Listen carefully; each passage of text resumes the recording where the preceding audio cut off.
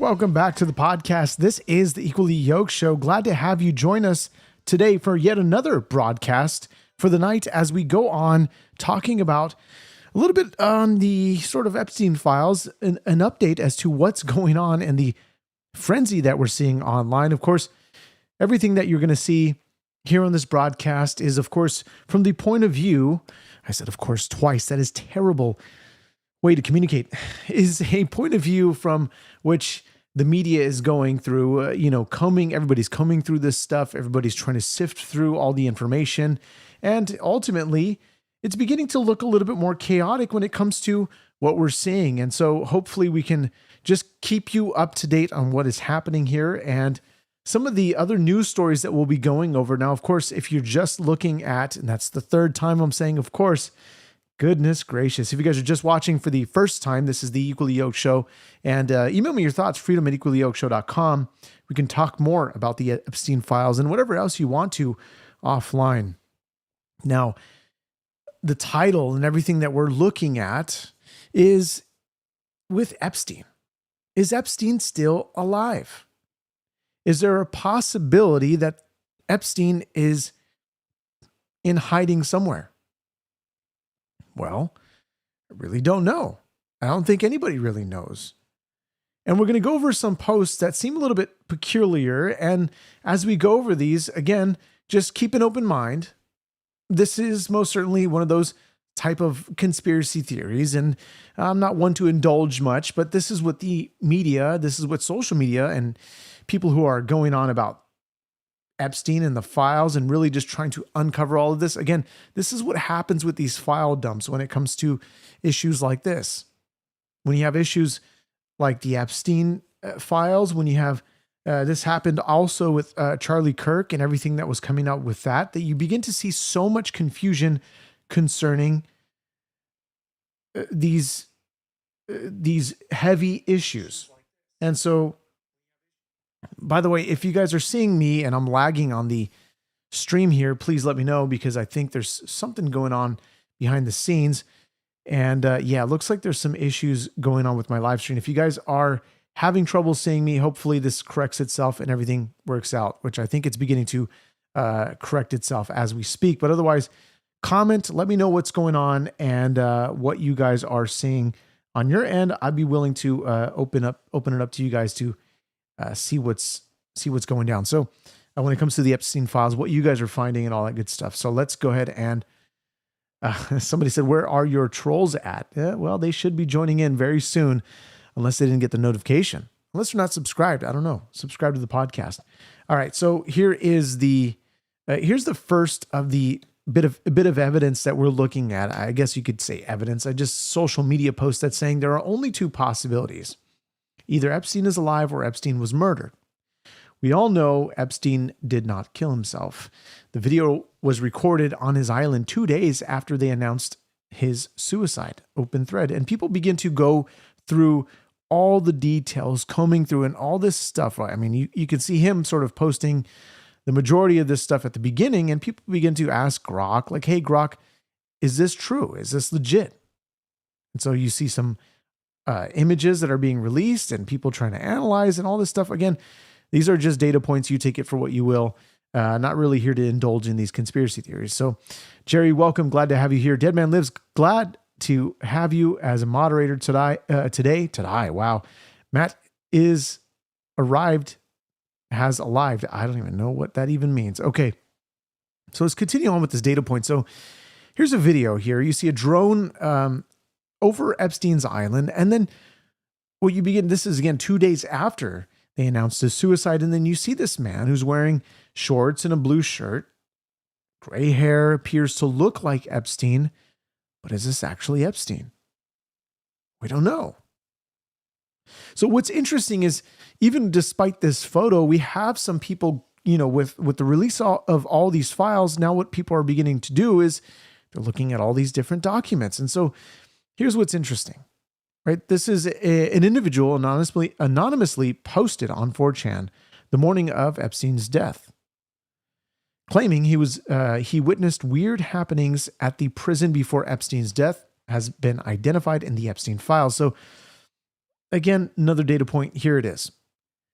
It says, not saying anything after this. Please don't try to dox me. But last night after 4:15 count, they took him medical in a wheelchair, front cuffed, and not one triage nurse says they spoke to him. Next thing we know, a trip van shows up. We do not know. We do not do releases on the weekends unless a judge orders it. Next thing we know, he's put in a single man cell and hangs himself. Here's the thing. The trip van did not sign in, and we did not record the plate number. And a guy in a green dress military outfit was in the back of the van, according to the tower guy who let him through the gate. You guys, I'm shaking right now, but I think they switched him out. So here's some other threads concerning this. This is on the files. This is the guy's name, which after he said he would not, he's hoping that it would, I believe this is the guy. If I'm mistaken, then we've got some issues here. So I'm trying to figure out who this guy is, what the signature is representing. So what are you guys' thoughts here? So this says on Friday, August 9th, 2019 at approximately 1:50 p.m. Okay, so we're going to get an idea. It says, Agreed Javla passed on to oncoming staff member Davis and present shift staff SOS Shakir and officer Joyner that inmate Ray's, and then you got the number, was going WAB and possibly may not return. Also, that inmate Epstein will be needing a cellmate upon arrival from his attorney visit. So people are saying there's a possibility that he was switched. That is one possibility. We don't really know. And so you have people challenging this online, and whether this information is true, we're beginning to see a lot more of this. You know, these sort of conspiracies and people saying that they're conspiracies that that were conspiracies are now being proven true, which, well, we can't really say definitively, right? So what's interesting about all of this and everything concerning Epstein has got a lot of people really trying to figure this out. A lot of people are doing their own investigations into this, and whether or not, anything is found concerning this, we don't know. So as we move on, we've been seeing what's been happening with Tulsi Gabbard and the fire that she's under when it comes to this investigation that they're doing concerning the voter ID or the fraudulent mail-in ballots from 2020 in Fulton County. And so she's under fire because people saw her and she was dressed in all black. She looked a little bit suspicious. And of course, people are like, wait, the FBI doesn't have any, the Director of National Intelligence, Tulsi Gabbard, shouldn't be at these FBI investigations. And so she goes and takes to X with her response to Congress. And she says, contrary to the blatant false and slanderous accusations being made against me by members of Congress and their friends in the propaganda media, the Office of the Director of National Intelligence has and will continue to take action under my statutory authorities to secure our nation and ensure the integrity of our elections. And here's a response. We're going to read a little bit of this to get an idea as to what she's talking about here.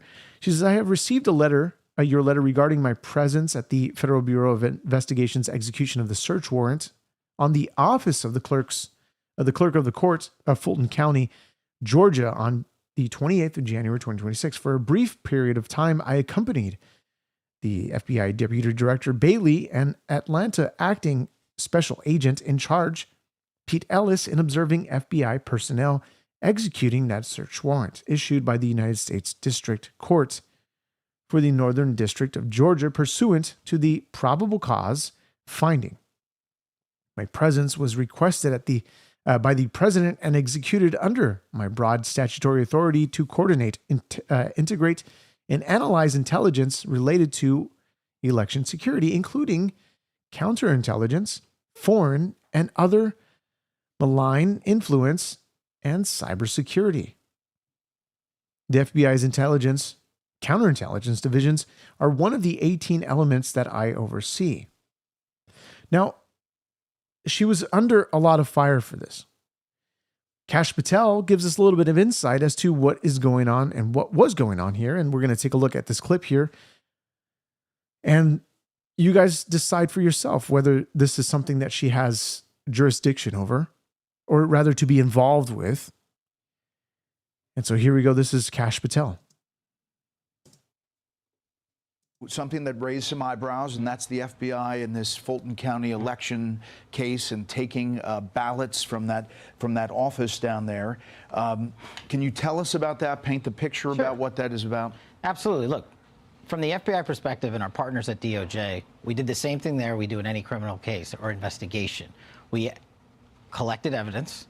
We presented that evidence to a federal magistrate judge who made a finding of probable cause and said, here's your search warrant, here are the parameters of that search warrant. And what you saw play out last week was the execution of that search warrant, just like we would do anywhere else. The target of that search warrant was a warehouse down in Fulton County.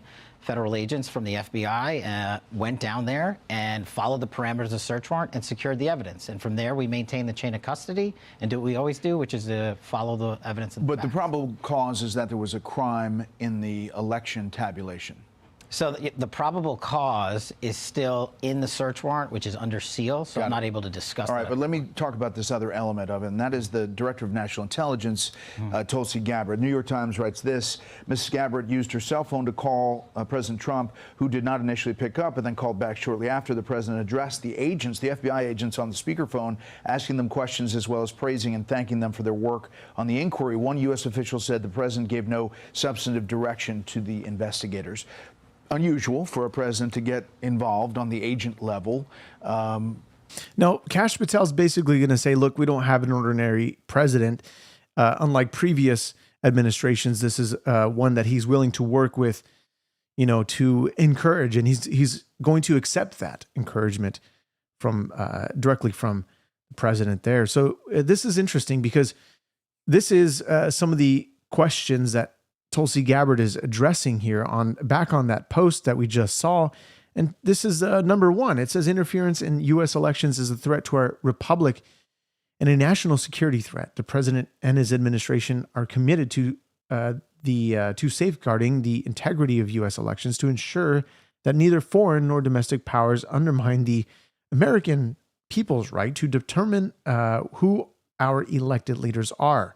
Toward that effort, the president tasked ODNI with taking all appropriate actions under my statutory authorities towards ensuring the integrity of our nations, or rather of our elections, and specifically directed my observance at the execution of the Fulton County search warrant.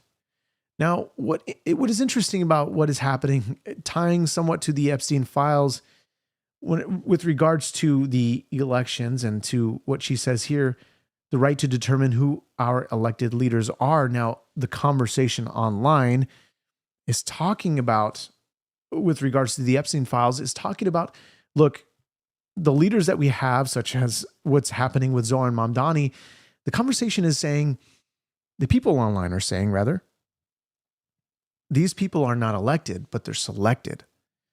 Now, the idea that Mamdani is Epstein's son, it's probably not likely. I mean, the dates don't add up. We really don't know. I mean, he was born in 1991.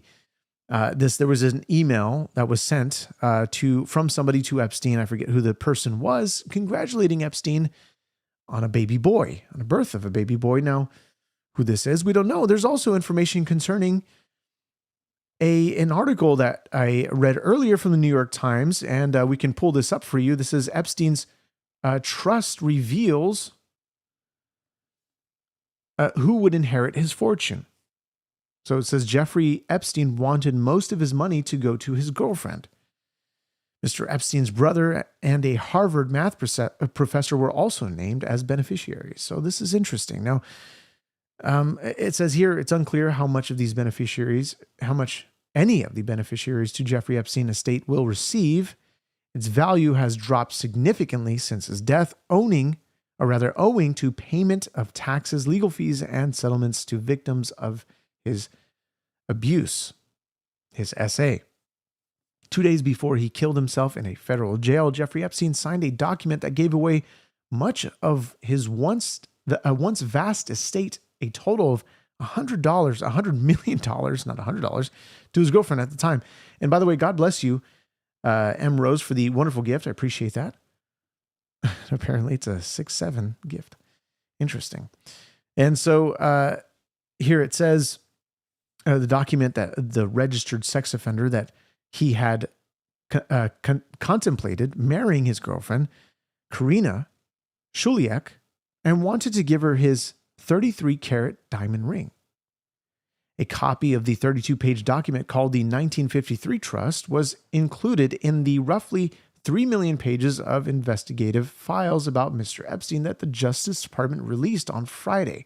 It's unclear just how much Miss Shuliak and the other 40 people mentioned as potential beneficiaries will get from his estate, which has shrunk considerably over the past 7 years after paying taxes, restitutions to victims, and hefty lawyer fees. Now, will they get any money, anybody that is named on these beneficiary lists? Probably not. Let's hope that they don't get anything for this guy, because ultimately, this guy was a wicked man who has committed such huge atrocity. Now, in some ways, we can actually, see some of the good in this, in that we're revealing, what's being revealed, and what will happen. What I hope happens is, if there is nothing done on the side of prosecutions, because there's still no prosecutions relating to these Epstein files, which we had an idea that this might happen, and nothing was going to happen. These files were going to be released, and nothing would happen with any of the powerful elites that were mentioned. The notable ones: Prince Andrew, of course, we have Bill Clinton, we have a lot of other people that are being mentioned and named, people that there may be some serious ties, Jay-Z, some serious ties to Jeffrey Epstein, serious ties to them going to his island. People are trying to name Elon Musk. People are trying to name Donald Trump. Now, the DOJ and many others have already addressed the fact that the sort of evidence that Donald Trump is in, you can take this with a grain of salt if you want. However, what people are beginning to say is, look, these series of images that are, that were screenshotted before the DOJ took them down from the website, we know that there was some incompetence when it comes to the redaction of either individuals named or images. And even some of the Epstein victims were going online saying, hey, the DOJ or whoever's in charge of redacting, there's somebody that has to do, somebody probably that has to deal with media. They have to edit photos, edit video files. Who really does this fall on when it comes to the redaction of this stuff? Sure, you can blame the DOJ, but there's a specific group of people that are going through, combing this stuff, redacting it, and it's probably lawyers, maybe people that have video experience. I don't know. We don't really know. However, everybody's blaming the DOJ. The DOJ and many others that are going and taking to the defense of Trump online are saying, look, these are unverified, not credited or not credible witnesses, credible witnesses or testimonies that have been either, things that have been either dropped, cases that have been dropped because there was no evidence, strong evidence concerning this. But despite all that, as I said before, the conversation online is with people saying that, look, they're not elected, but rather they're selected. And so if we want to switch a little bit here to what has been happening in Hollywood. Of course, we've just got off of the heels of the Golden Globes, and now we are here at the Grammys. And I think the Oscars are later in the year. If I'm not, yeah, they're later in the year. And what's going to happen with then, during that time is probably going to be a lot of more wokey celebrities that are going to be trying to insert their opinions where they really can't offer us anything, any benefit to what they might say. In the case of Billie Eilish, who's got decent music, not really much of a fan other than a few songs that are okay, not the super dark ones, but here she is talking about stolen land. And this is a clip from the Grammys accepting her reward. No one is illegal on stolen land.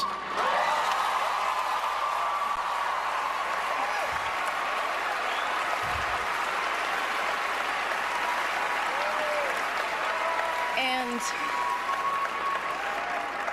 yeah, it's just really hard to know what to say and what to do right now. And I feel really hopeful in this room, and I feel like we just need to keep fighting and speaking up and protesting, and our voices really do matter, and the people matter. And I say sorry. Thank you. No one is. So I'm not sure if that was an error, if they cut it out. Full in this room, and I feel like we just need to keep fighting and speaking up and protesting, and our voices really do matter, and the people matter. And yeah, something went down. I think maybe it was because of the live broadcast that they probably cut out the audio, whatever she said. But what's interesting is that she begins to say that stolen land. Okay, talking about stolen land, talking about the rhetoric, but it's now funny that people are going online. Even there's a specific tribe, forget the tribe name, and maybe people will go online and take to the comments concerning this. Not stolen, conquered. Indeed true. Yeah, you're going to see a lot of crazy weirdos here. But this is her estate, and people are now saying, look, I'm going to go and take over her land. There's a guy who's going viral online by saying, look, I'm going to go. Thank you for donating your land, Billie Eilish, but we're going to take it back. And it's the Tongva tribe. This is the land of which her house is built on, apparently. And so should she indeed give this land back? It would only make sense according to this, according to her understanding, according to what she believes is true. And you're right, Dead Man Lives, as many have been saying, it's conquered and it's paid for. I don't know where she lives, but that's what America and the founding of America, more specifically with the Plymouth settlement, and what they began to do to further and create what is known to be the United States of America, is by purchasing land and conquering land. And so what Hollywood does is they begin to offer up their wonderful, wonderful, wonderful wisdom, which is obviously is sarcastic. And so here we go. This is somebody, let's see what this post says. Let me get this straight. If America is on stolen land, the land has borders, belongs to whoever had it first, and owning land comes with privileges. Now, of course, this $6.6 million house, it's got borders, it's got security, it's got everything she possibly needs. Now, Billie Eilish had a more modest upbringing where even though she was famous, apparently she lived at her parents' house for a little while, and she was living there. She seemed to be humble. But now she's got all this. And now she's saying that, this rhetoric about land that has been stolen. The only thing that changes is whether she gives it to Native Americans or illegal immigrants. And the reality is, she won't.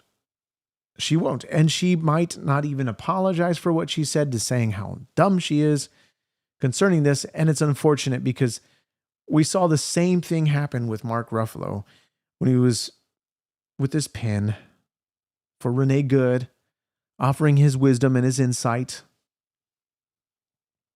It's honestly, it's terrible when these Hollywood elites speak on these matters. Look, you're there, you're an artist, just keep it that way. I mean, reality is you're a hypocrite. And the original word for, I mean, what the meaning of hypocrite is you look back at the original language, it's essentially what a two-faced is. And this is why you get that two-faced icon from the SAG-AFTRA Guild. You're acting. Stop acting like you know politics and the intricacies of politics and the different discussions that are being had when it comes to Democrat and Republican. Just stay in your lane. Don't offer your insight. You're going to do very well. And I think there is one person who is doing really well concerning this, and that is the Sydney Sweeney. And Sydney Sweeney, what's beginning to happen to Sydney Sweeney is she basically went online. I think she was actually, no, she didn't go online. She was asked in an interview concerning this. And let me see if I can actually pull her quote up so I don't get this wrong.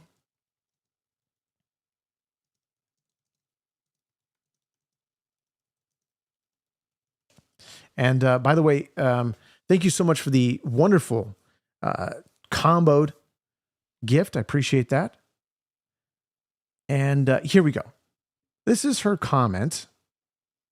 And if I can actually bring this up here, and this is in Spanish for whatever reason. So let me see if I can read this to you. It says, Sydney no entiende por qué no, I'm just kidding. I'm not going to read this in Spanish. That is not what I'm about to do here.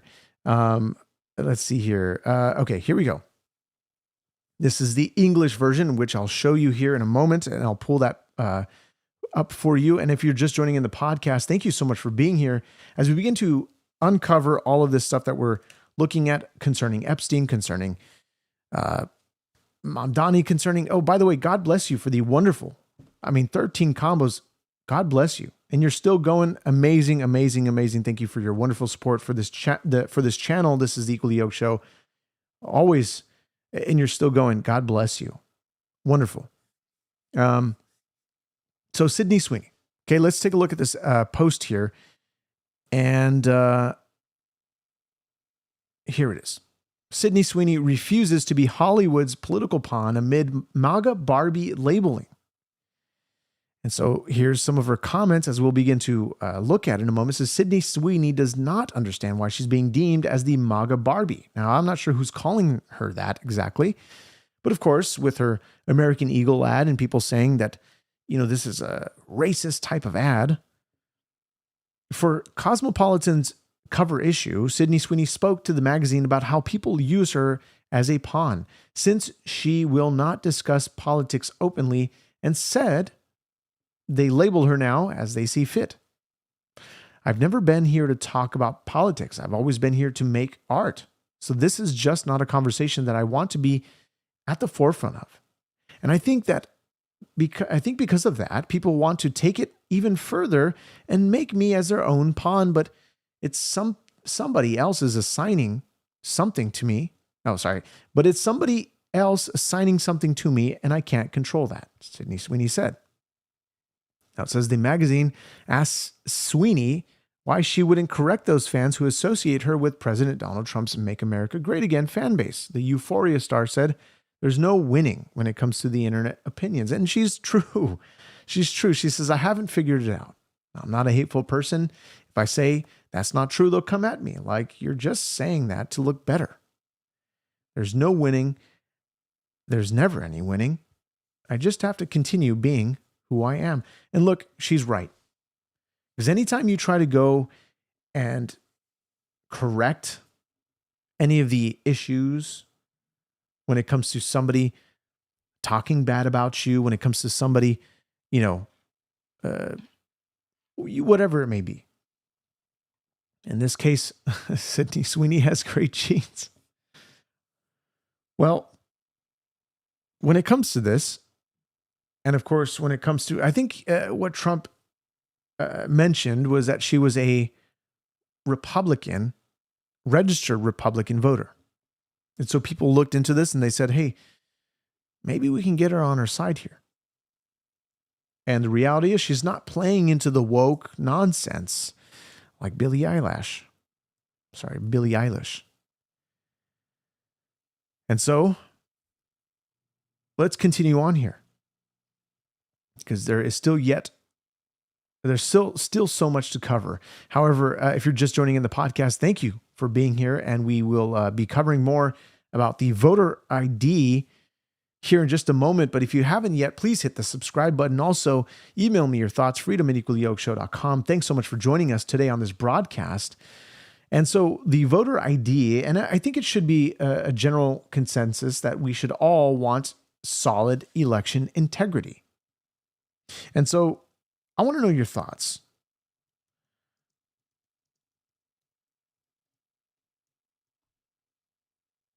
Go and vote in the poll whether you think voter ID is a good idea. There's a simple yes and no question here. And I think this should be a unanimous sort of decision here where it should be an automatic yes. Now, that's my opinion. You are entitled to your own opinion. However, this is important to what we witnessed in 2020 and what's happening in Fulton County.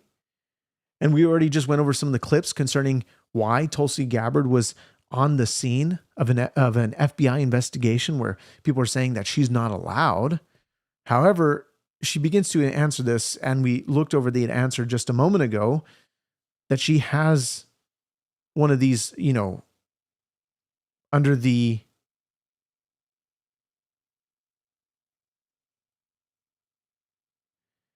answer that she gave, she says the president and his administration are committed to safeguarding the integrity of the U.S. elections to ensure that neither foreign nor domestic powers undermine the American people's right to determine who our elected leaders are.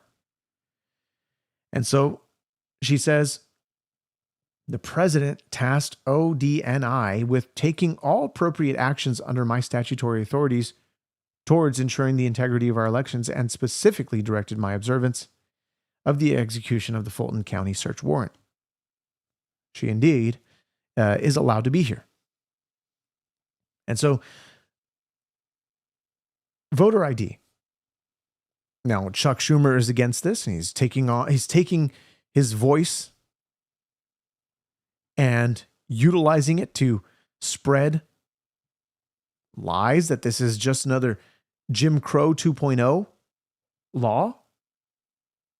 But we're going to start with first, even concerning the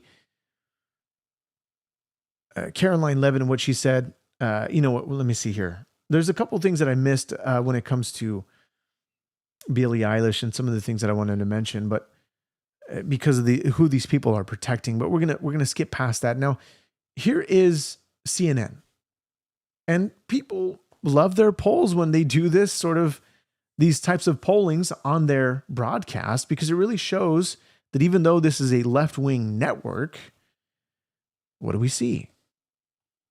People are in favor for things such as voter ID and many others that are in favor for excellent policies. Here we go. Here, favor photo ID to vote. 85% of white people favor it. 82% of Latino. 76% of Black Americans favor it. So the bottom line is this. Voter ID is not controversial in this country. A photo ID to vote is not controversial in this country. It is not controversial by party, and it is not controversial by race. The vast majority of Americans agree with Nicki Minaj that, in fact, you should have a photo ID to be able to vote. And God bless you for your wonderful super chat. I appreciate that. I'm not sure how to pronounce your name. Yours LaRuse. I think that's how you pronounce it. 1996. God bless you. Thank you so much for your wonderful super chat. And continue to be here and join our podcast if you haven't subscribed, because I think, if I'm not mistaken, this is the first time I'm seeing you in this chat. And I'm curious. No, you've been here. Love it. You've been here since the FBI finds suspicious. You've been here for a while. God bless you. And so you say you don't have much to say. I'm not sure if there's much that you do comment in the chat. However, God bless you. Thank you for being here, and always welcome to have you. And so for the others that are just joining in the podcast, this is the Equally Yoke Show. Subscribe to the podcast. Email us, freedom@equallyyokeshow.com. And I want to know your thoughts concerning this, because we have people like we have people like Nicki Minaj who's saying that she says it's might be time for story time. Her words concerning the Epstein files, concerning the crazy, Hollywood elites that are involved in the schemes of putting people in power, in the schemes of hiding from American people their deep, dark sins. Now, hopefully, I didn't even finish this thought, that if there were no persecutions or rather prosecutions that happen as of the release of these files, that nothing begins to move forward, should we at least hope that the culture begins to, like they did with Harvey Weinstein, like they did with Kevin Spacey, like they did with many others, to basically cancel them from culture altogether? That they should not be allowed to have this sort of platform that they once had, such as Jay-Z, such as some of these politicians involved, even Prince Andrew. God bless you for your wonderful super chat. You say, I think voting is a human right, so we need less barriers to voting, not more, but realistically, representative would support it if it won them elections. Now, this is interesting. I appreciate your comment there, by the way. And yes, it is a human right to vote and to elect your leaders. Yes, I agree 100%. But the reality is that it's so easy to bypass, where you have a lot of people that we've covered on this. There was a video specifically that we covered that I'm thinking of, where this man is basically showing his ID in New York to vote, and they didn't want to see it. Now, the danger of this is that anybody can then vote. Anybody who is issued a valid ID in which state they are living in. Now, the sanctuary cities such as California, New York, and many others were issuing IDs, identifications, or licenses to people who are not allowed to. Rather, we're talking about CDLs, but people who can just simply get an ID, get a license, and realistically, even if they had a license, they could technically vote in these sanctuary cities. Otherwise, if they had, say, such a Chinese passport or a Chinese license, which I've seen doing my job, many occasions, a license or a registration, whatever, passport that is not an American passport or anything like that, that they wouldn't be able to vote. And so the idea from what we've been showing concerning the data of how many they are importing into the country is to utilize them to keep the Democrats in power. And so they therefore open up the borders. And as they open up the borders, they allow more, or rather less barriers, as you say, less barriers in order for them to vote. But the reality is, when they vote in these Democrats, because they obviously want them to stay in power so they can then have more barriers to, take down when it comes to becoming a citizen, when it comes to being naturalized, or whatever the case may be, this begins to become a big problem. Because you can't really import all these people in from another country and not expect there to be problems that arise from this. Now, we looked at a document concerning the studies as to what this would do, what the 6.7 million, this was back in 2024 or 2023, this article, or this rather congressional hearing, is that where are you going to fit all of these illegal aliens? It's a big issue.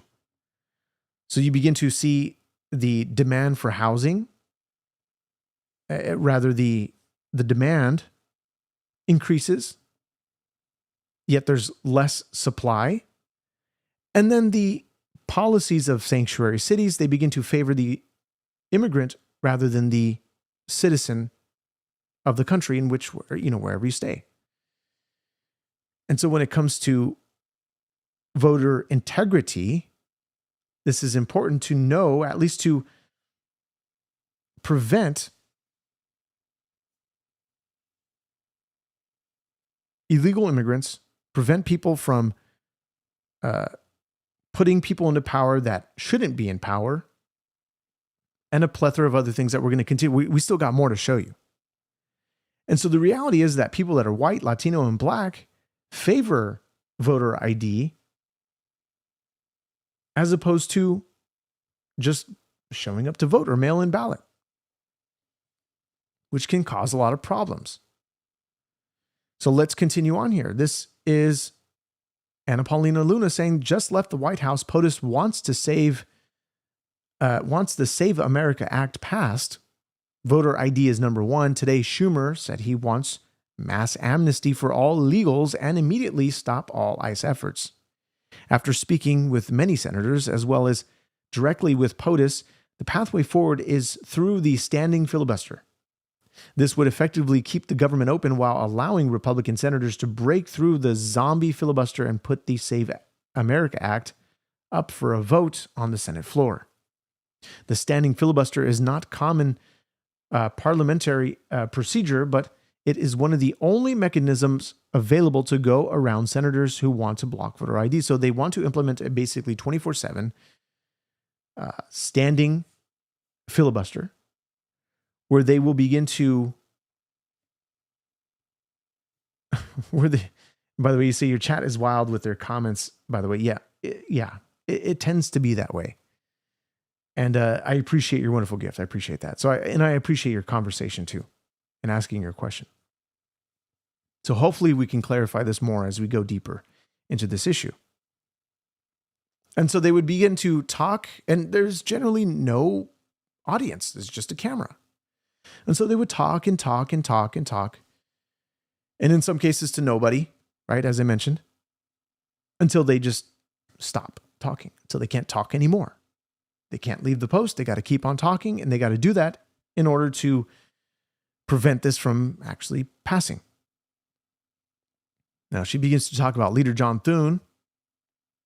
However, I just saw a post that he might be changing his mind concerning this.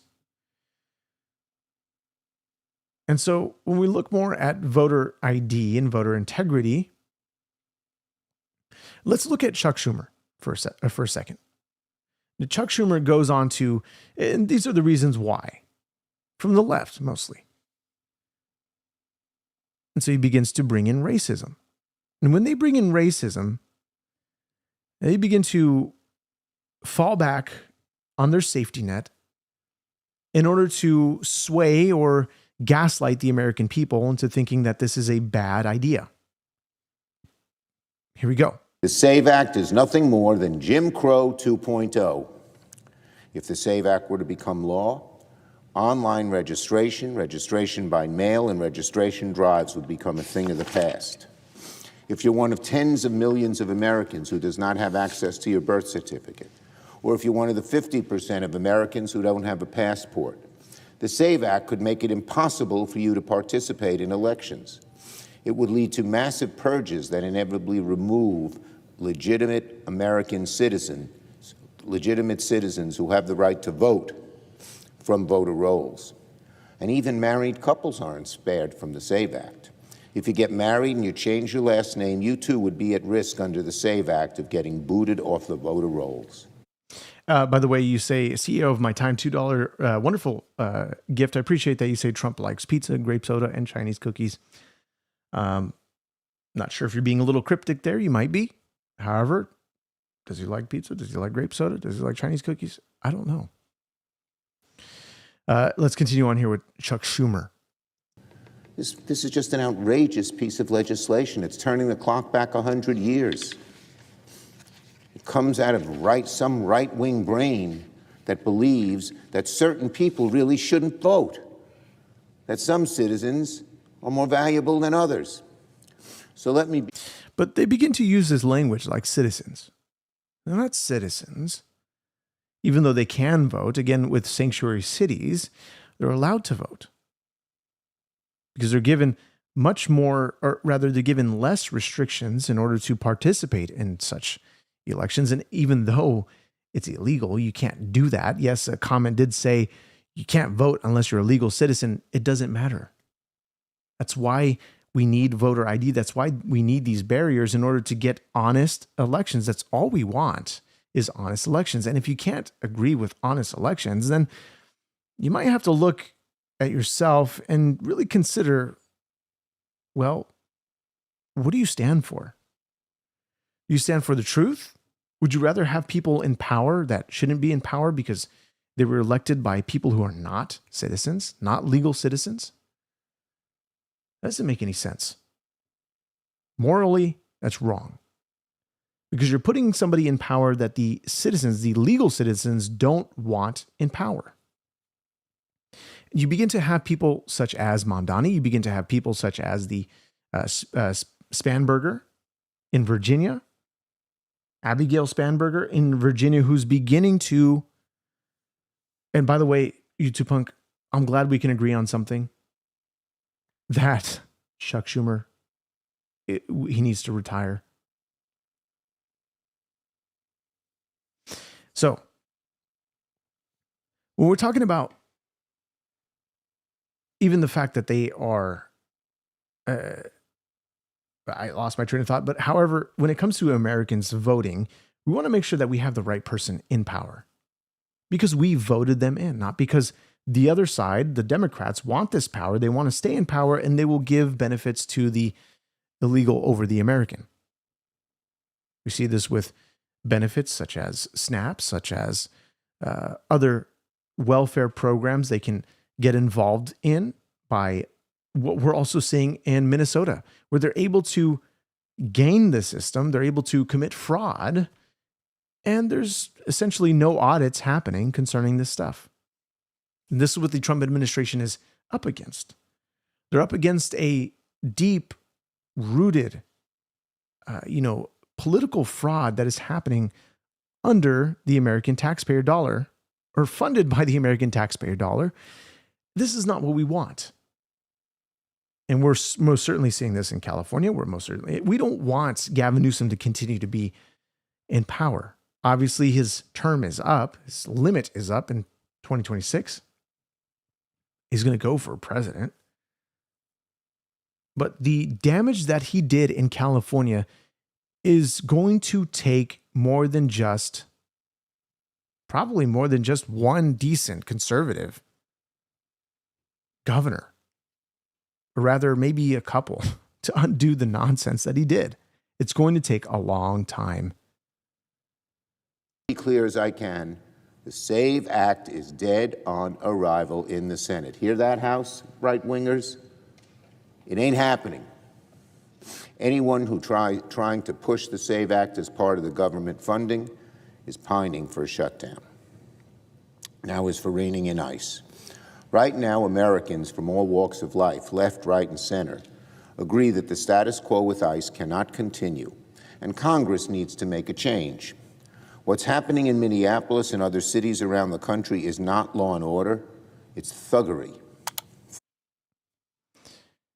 It's not law and order, it's thuggery. And the really, I think it's really ridiculous when we begin to see the fact that he's beginning to call this Jim Crow 2.0. This is the most ridiculous kind of statement that you can make coming from this man, Chuck Schumer, because this is not about race. This has never been about race. This has been about holding true elections and putting people into power that we can hold accountable. So Anna Paulina Luna saying Chuck Schumer is not the president and he is not the leader of the majority.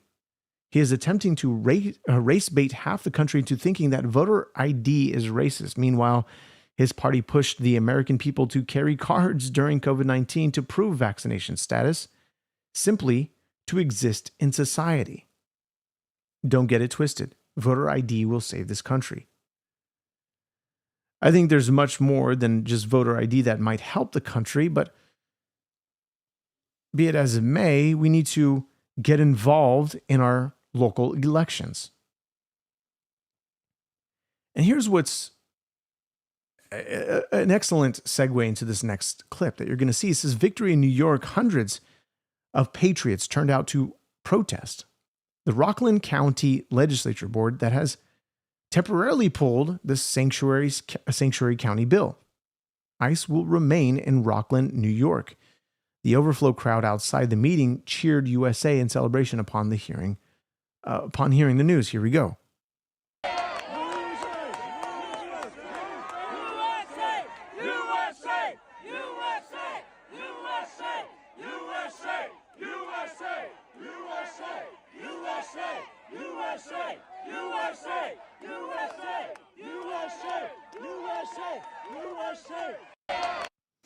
So, this is great. When you have American patriots that go and they fight for what they believe, not violently like the left does, where they will literally fight. They will literally use anything. And the violence that they cause, such as the breaking of businesses, when it comes to ICE, where they are terrorizing these, people that are standing there attempting to prevent these mobsters from going into the building, these, Hilton hotels or whatever the case, wherever they might be staying, who knows, where they're breaking windows, they're spray painting, they're tagging, they're defacing them completely. And this in no way is in any manner the proper way to protest. Because you're doing so to protest, as the Constitution says, to protest the government. And so you begin to have people that talk about invading into church. Well, no, I guess they call it the protest that happened in a church, right? Don Lemon that led this protest, really is the face of the protest, but in reality, he was a part of this protest. And so he's trying to gaslight people into thinking that, no, he wasn't actually a part of this, but he was just an independent journalist covering this and reacting to it when he was already there, knowing full well that this was going to turn out the way that it did. And so him, along with 7 others, I believe it's 8 total, that have been arrested and possible charges to come, we don't know, when they think that they can go and protest a church. Mind you, during a church service, this is a part of the FACE Act. Now, do you remember that there was several women that were charged and arrested on the idea that they were there to, and here's what people were saying, rather. People were saying about these women that they were blocking the exits, blocking the entrances, preventing women from getting their health care, right? But then the police reports said nothing of a sort, that they weren't blocking, they weren't doing anything of a sort. And so this was challenged, and these are some of the women that were actually pardoned by Donald Trump. And we went over this, especially during the time that this broke news when it comes to the church protest that they did, which it really was just a terrible scene that we watched. We saw the guy screaming at children. People were blocking parents from getting their babies from the children's ministry. All of this stuff that people defend. There's no one in power that is a part of the government that they are protesting against. They're there because they believed that this pastor had some ties or was employed with ICE. And they probably just said it to, because of rhetoric. So who knows? Who knows? But as we end it here, there's still so much to cover that we're going to do on another broadcast. If you're just joining in this podcast, join us on the next broadcast as we begin to talk more about Zoran Mamdani and the sort of fallout that is happening under his reign in New York City, and some interesting exchange emails with Epstein and another individual concerning Islam, concerning the Quran. Was he being led by the Quran? I don't know if anybody's talking about this, but we're going to look more into that in a moment, rather on the next broadcast. So if you guys are joining in, subscribe to the podcast, and we're going to conclude this poll here. So the vast majority of those who did vote, 182 of you, 77% say yes, and 23% say no. So, guys, thank you so much for joining this broadcast. If you guys enjoyed what you heard, enjoyed what you saw, please consider subscribing. And of course, for those that super chatted and gave super thanks, God bless you for your wonderful gift to help further the growing of this show, this program, to be something bigger than I can ever make it. Especially with your help. You guys are amazing. And so, God bless you, A. Matthews. Thank you so much. You said, love your work. C man, appreciate it. And I just scroll YouTube, and this is weird. This is weird. God bless you. Thank you so much, Rion Mesta. Appreciate your wonderful gift. God bless you. A foam finger. Love it. Like and subscribe. Appreciate it. Dead Man Lives. Thank you for moderating the chat. Zach, who was the other? The Salt. Thank you so much for being here. I'm not sure if you are here anymore. If you're just here popping in for a little while. And why would anyone say no? I'm not sure what that's in reference to. He said, whatever happened to the middle? Aren't you sick of the BS? We didn't have these issues until Trump came along. He's very cruel and shady. Now, this is interesting. And by the way, God bless you. Thank you so much for your wonderful GG, good game gifts. I appreciate that. I think that's what it means on YouTube. I think it's a gamer term. If not, that's what I know it as. It's interesting because you're right. Until Trump came along, he was basically the wrench in the system, where the things that he said prior, 10 years ago, he really did shake up the political sphere. And before, you would have these, long instances of Democrats being in power, and then you'd have short periods of Republicans being in power. And you saw the track record where the Democrats began to spend the American dollar, the taxpayer dollar, on pointless stuff. And then when you had honest, conservatives that were trying to undo the nonsense, which they couldn't get anywhere, they couldn't really do a dent. And then when Trump came along, tried to do the bad policies, undo the bad policies, fix the American economy, and then Biden came in.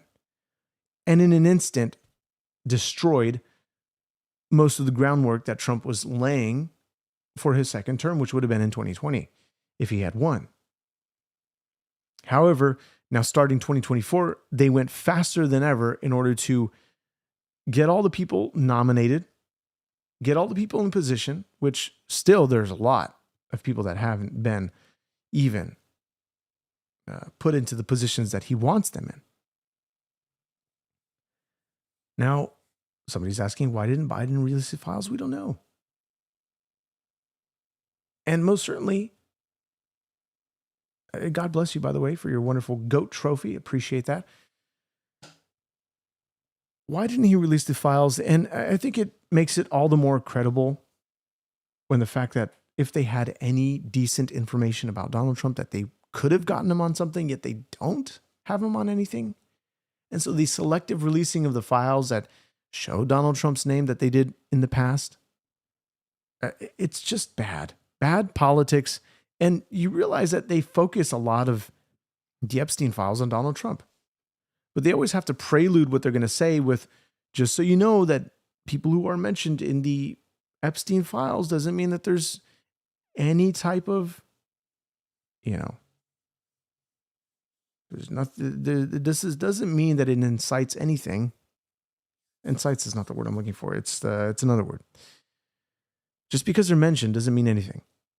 That only if there's investigations, only if there's actual credible claims. I keep saying credible claims.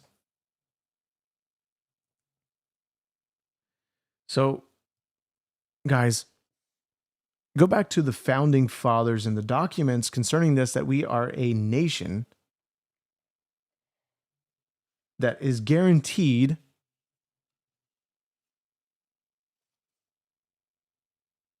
that every state in the union is a Republican form of government. We must remember that. But above all, remember this one very important fact is that God is the one that controls the political powers. Whether they are, this is not a TDS emotional support podcast. No, it is not. The reality is that even if there's a wicked ruler ruling over the people, God still has them in power for a very specific moment in time. And you can read Daniel chapter 2, I believe it is, or chapter 2 or chapter 7, maybe even chapter 9, I don't remember. I think it might be even chapter 4.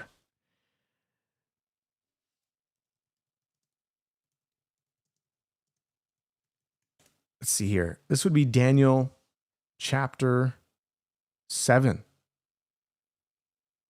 No. Daniel chapter 2.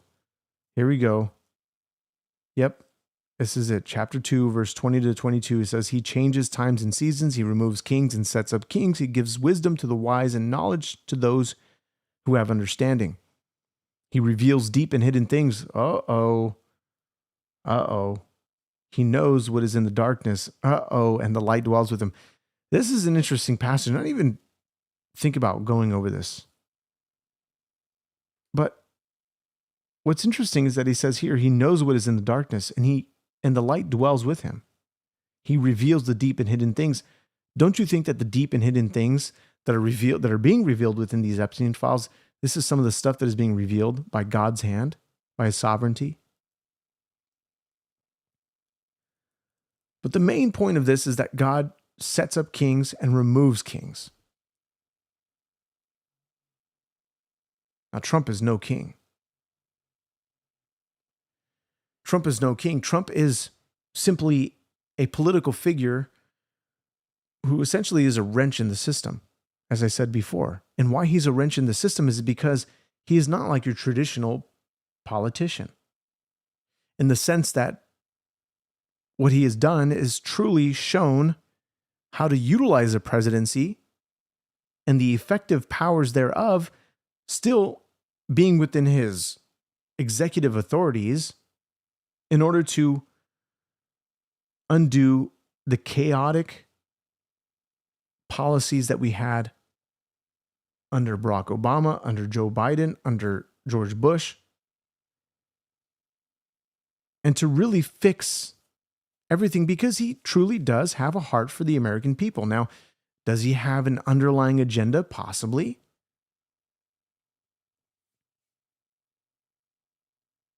But the only way we can tell if he's being true and honest, we have to continue on as this administration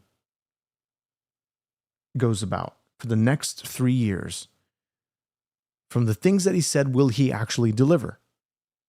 In a sense, yes, we voted for him based on his policies, but there's much more to that, and we can talk about it at another time. However, God is the one that is in control, only to fulfill his ultimate promise, which is more to come on another broadcast. I'll see you guys in the next one. This is the Equally Yoked Show. Like and subscribe, all that wonderful stuff. Email me your thoughts, freedom@equallyyokeshow.com, and we can talk more offline if you'd like concerning these matters. So I'll see you guys in the next one. Peace.